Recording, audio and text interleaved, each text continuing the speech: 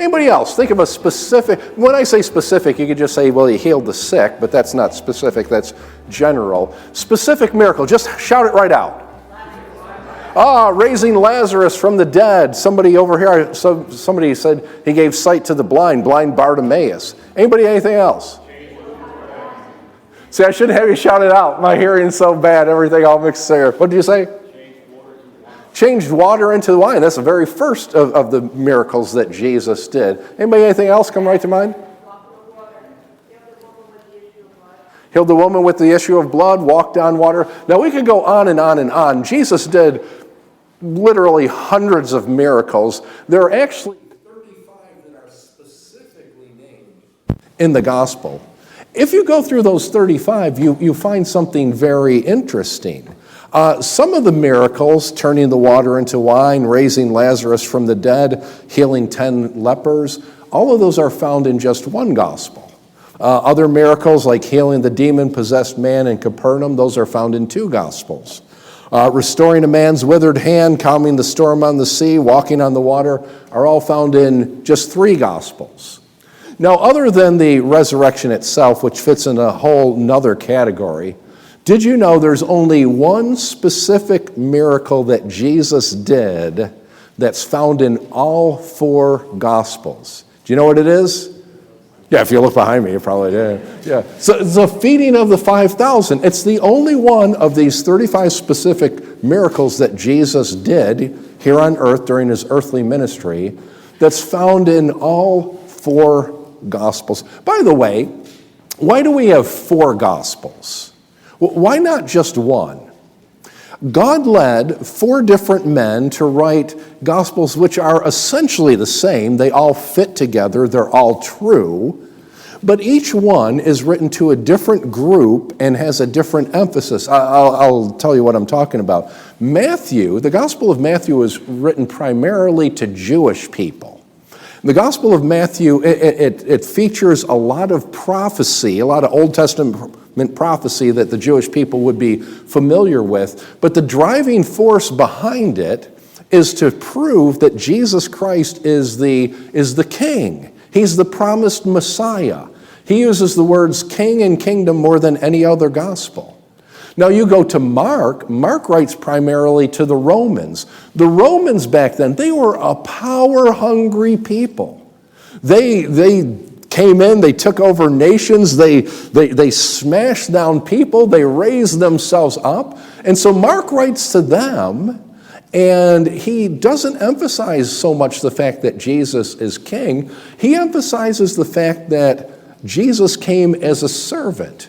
It's in Mark's gospel where you read, the Son of Man didn't come to be served, but to serve, and to give his life a ransom for many. He says to these people, the way you've been looking at life is all wrong. Luke writes primarily to Gentile people. Luke's emphasis in his gospel is on the humanity of Jesus Christ, that Jesus Christ was fully man. More than any other gospel writer, he uses the term Son of Man to refer to Jesus. Luke 19:10, the Son of Man has come to seek and to save that which was lost. You see, in order to save lost people, Jesus became a man so that he could be our substitute. He didn't just look like a man, he became a man so that he could die on the cross in our place. Now, John is kind of the other side of that same coin. Where Luke emphasizes the humanity of Christ, John emphasizes the deity of Christ. He's not just a man. He's 100% man, but he's also 100% God. It's in John's gospel that we read Jesus saying things like, if you've seen me, you've seen the Father. I and the Father are one. So you have 4 different gospels written by 4 different human authors to 4 different groups of people, emphasizing 4 different aspects of who Jesus is. And each one of them records this miracle. Now, the point of me saying all this is simply this. There's something in this miracle for everyone. Jew, Gentile, young, old, rich, poor. Doesn't matter who you are, there is something in this miracle for you. If you have your Bibles, turn to Matthew chapter 14. Have you ever noticed that every miracle begins with a problem? Every one of them. And so if you're here this morning and you have problems, there's good news. You're a candidate for a miracle. So, it's a different way to look at your problems, but it's true. We're going to pick things up, Matthew chapter 14, verse 12. Then John's disciples came and took away the body and buried it and went and told Jesus. You remember that's what we looked at last week. Herod Antipas has John the Baptist murdered. John the Baptist, his disciples come and they take the body, they bury it, and then they tell Jesus about what took place. When Jesus heard that John the Baptist had been murdered, he departed from there by boat to a deserted place by himself. This was devastating. I mean, of course, God being omniscient, he knew it would happen, but the murder of a righteous man. And Jesus in his humanity just feels like, I just need to get away. Need to go off to a deserted place to be by myself. And so he does. But when the multitudes heard it, they followed him on foot from the cities. And when Jesus went out, he saw a great multitude. Here he goes to get away from everybody, and everybody chases him down. And when he gets there, there's all these people. A lot of us, we would say, what do I have to do to get a break? Is there no way I can get away? Jesus' way of looking at this situation is much different than probably what ours would be in a similar circumstance. When Jesus went out, he saw a great multitude, and he was moved with compassion for them and healed their sick. When it was evening, his disciples came to him saying, "This is a deserted place, and the hour is already late. Send the multitudes away, that they may go into the villages and buy themselves food." Every miracle begins with a problem. What's the problem here? You've got 5,000 hungry men out in the middle of nowhere and no food. By the way, it's actually worse than that. If you go down to verse 21, you find it says there are 5,000 men, and in addition to that, there are women and children. So if there's an equal number of women and children there, you're talking about 15,000 people in the middle of nowhere with no food. So the disciples come up with a solution, and their solution is, it's late, we're in the middle of nowhere, send them away. In other words, we would say, this isn't our problem. It's a failure for them to plan doesn't necessitate an emergency for me. This isn't our problem. These aren't our monkeys. This isn't our circus. They just say, send them away. Let them fend for themselves. They'll be fine. But Jesus said to them, they don't need to go away. You give them something to eat. 15,000 people? You think we've brought food for 15,000 people? See, they're in an impossible situation, aren't they? I mean, this is, to my mind, this is impossible. 15,000 people, we're out in the middle of nowhere. We weren't planning on this crowd. We were going to get away from everybody. How in the world are we going to feed them? I mean, by the way, you've faced impossible situations before, haven't you? Sometimes you just get in a situation and it's really past your capacity to handle it. Maybe it's a relationship situation, and part of it depends on someone else and their response.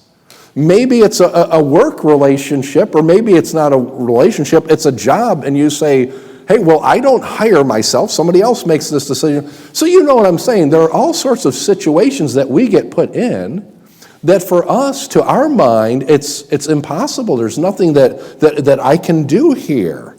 And that's the situation. Why did Jesus put them in an impossible situation? Well, I said this is found in all four Gospels, and so John gives us the answer. John chapter 6, verse 5, Jesus said to Philip, where can we buy bread to feed all these people? He asked him this to test him, because Jesus already knew what he was going to do. This impossible situation was a test. This is a test for them. Why does God put you in impossible situations? It's a test for you too. That's why the impossible situations come in our lives. Someone wrote, life is a test. God constantly watches your response to people, problems, success, conflict, illness, and disappointment. He even watches the simplest actions, such as when you open a door for others, when you pick up a piece of trash, or when you're polite towards a clerk or a waitress. You'll be tested by major changes, delayed promises, impossible problems, unanswered prayers, undeserved criticism, and even senseless tragedies. God tests my faith through problems. He tests my hope by how I handle possessions, and he tests my love through people. When you understand that life is a test, you realize that nothing is insignificant in your life. Every day is an important day, and every second is a growth opportunity to deepen your character, to demonstrate love, or to depend on God. Now, the test for the disciples was simply this. When you're faced with an impossible situation, who are you going to turn to? Who are you going to depend on? Mark chapter 6 says, they said to him, shall we go and buy 200 denarii worth of bread? A denarii was a day's wage.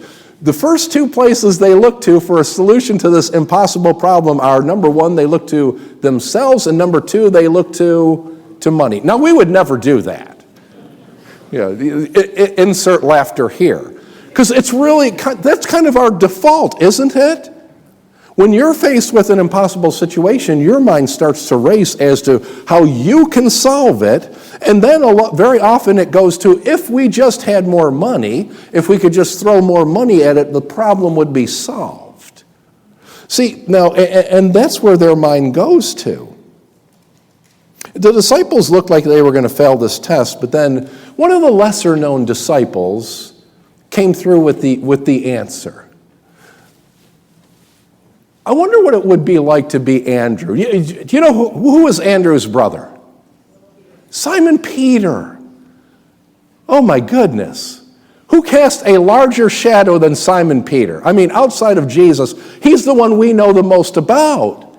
I mean, we know a lot about Peter, and here is Andrew. And it's kind of funny because he's always referred to as Simon Peter's brother.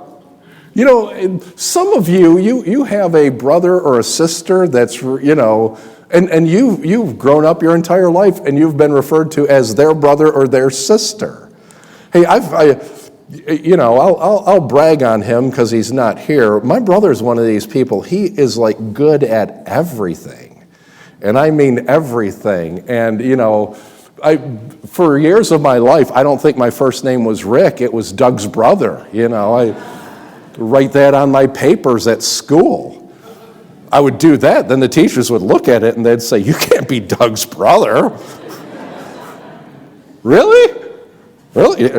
See, but so I feel for Andrew, because here he is and his brother cast a giant shadow.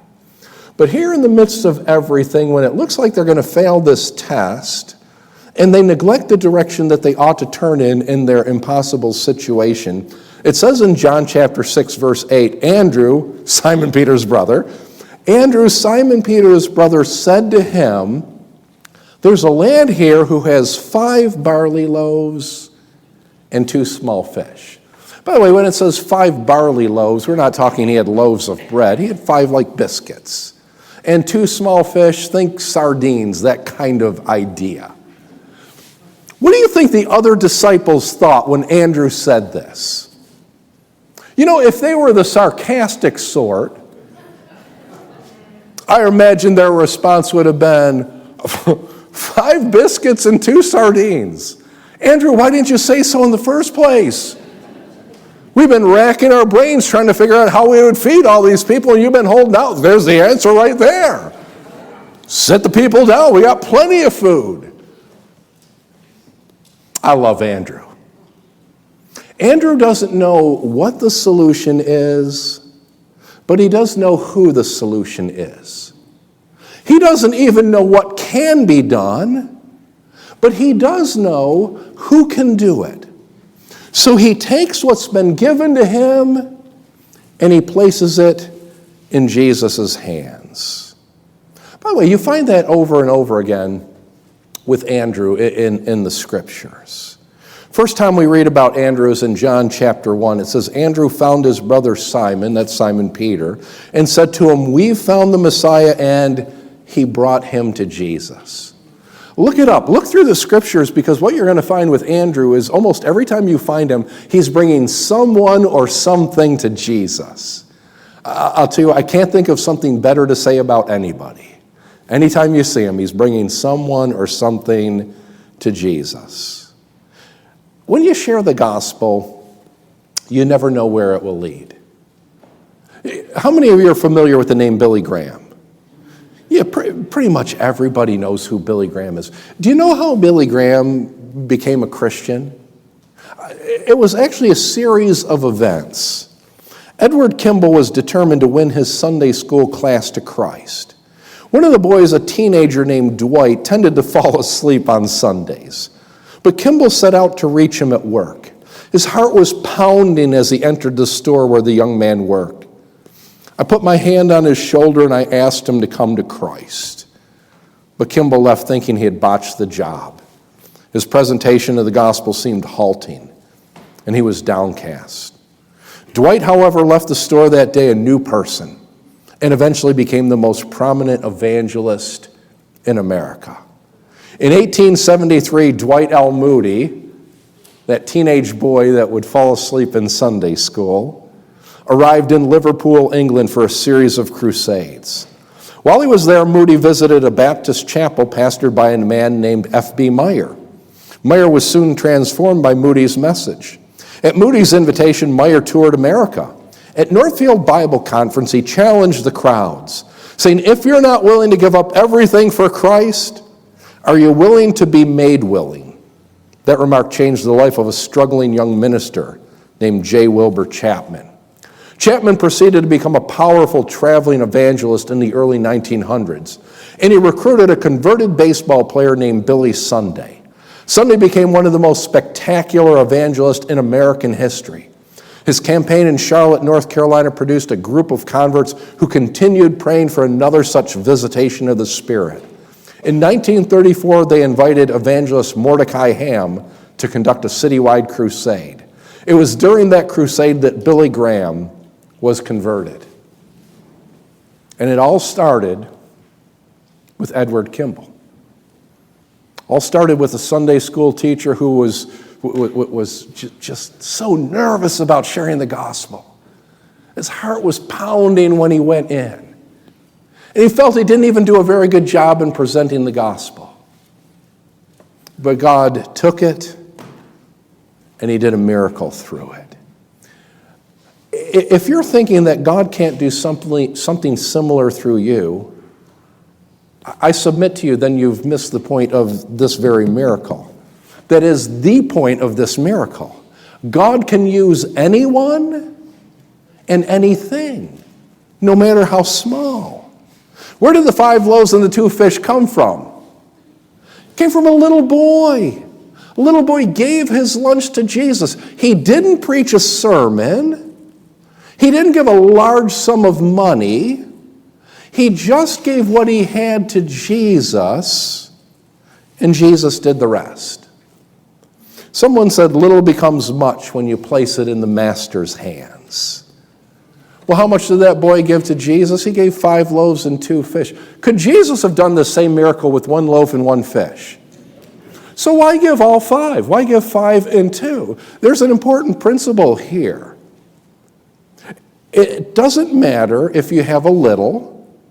It doesn't matter if you have a lot. What matters is that you give all that you are and all that you have to God for him to use. That's Jesus didn't say, well, we just need, we don't need all of that. He wanted him to give all. And that's the message for us. Ray Boltz wrote a song about giving all. Ray Boltz wrote, He heard the preacher say a single dime could feed a hungry boy or girl with nothing to eat. So he pulled $1 from the pocket of his jeans and he asked his mother, "How much will this feed?" She just smiled and told him 10. Then he reached back in again. "What if I give all I have? What will that gift do?" My child, a gift like that could change the world, could feed a multitude. Long ago, a father and his son saw the children lost in sin. Can you see the tears in the father's eyes as Jesus says to him, "What if I give all I have? What will that gift do?" My son, that gift will change the world. It'll free the multitude. Here's what we all need to understand. The important thing isn't how much you have, how much talent you have, how much money you have. The important thing is that you give all that you have and all that you are to God for His use.